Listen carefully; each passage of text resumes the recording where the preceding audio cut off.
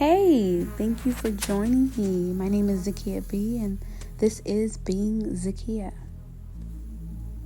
I'm just trying to spruce up the house a little bit, get my old flowers some food, and hopefully keep it alive for a few more days.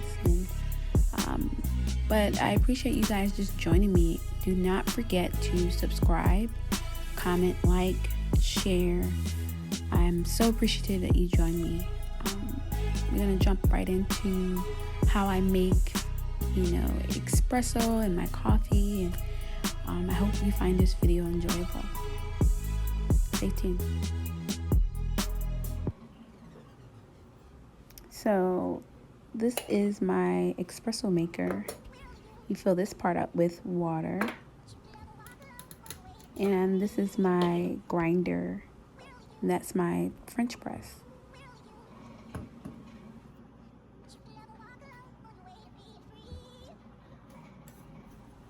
So I'm going to grab my measuring cup, and that's 1/3 of a cup, I believe. I'm just going to scoop some of the coffee beans inside. You can do the same thing with your espresso beans. In this case, I lost the footage to the espresso one, but this is when I was grinding my coffee beans. But it's the exact same thing. You want to pour it inside there, and with this particular grinder, you want to be very careful. The box does suggest not going over 30 seconds. So you want to be mindful of that. You don't want to ruin your machine. Just follow the recommendations on the box. I'll link all that information in the description. And yeah, you just put the lid on top, and there's like a little button there, the silver part. You're going to press down and allow it to grind. It may take a couple tries for you to get it as fine as you will like it.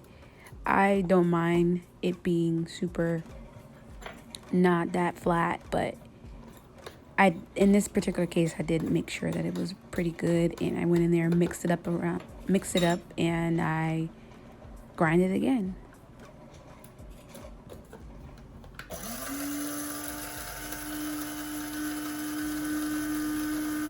Moving on to the espresso. So I'm going to put my grounded espresso beans inside of the little, it's like this little filter type metal piece that sits in the middle of the top part of the espresso maker and in the bottom part. So I'm going to fill it until all the way to the top. It doesn't matter. I like a lot of espresso. So I'm just going to flatten it out, and I'm going to twist the top part onto the bottom part of the espresso maker.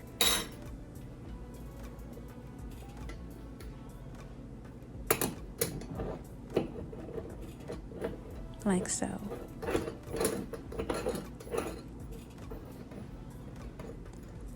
So when you open it, you notice there's nothing in there, and that's because it hasn't started yet. You want to put it on the stove at a medium heat, and once you'll know that it's starting to that is done once it all has filled up to the top. So we move on to the French press, which is one of my favorite ways to make coffee. So I'm going to use hot water from my teapot, and I'm going to pour it into the French press.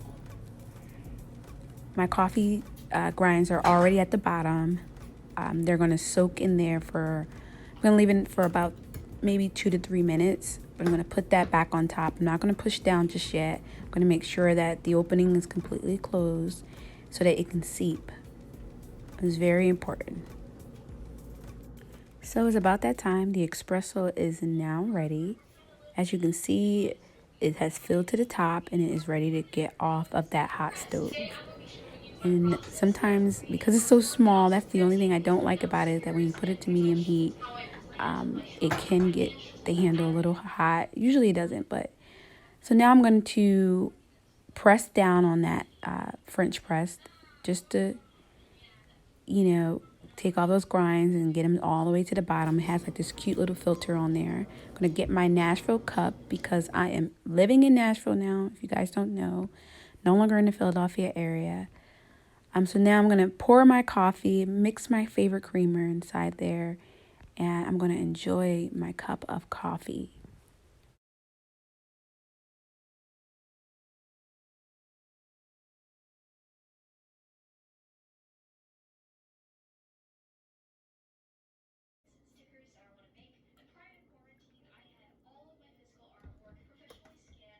I almost forgot to mention, add cinnamon.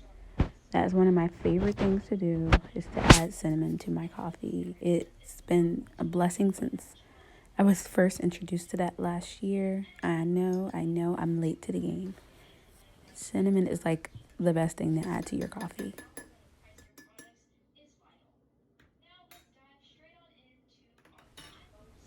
Finally, it is espresso time. I'm going to pour that in and I'm going to enjoy this cup of espresso. And I got these cups from Amazon. I will link the description down below. And I hope that you guys will enjoy your day. Don't forget to subscribe.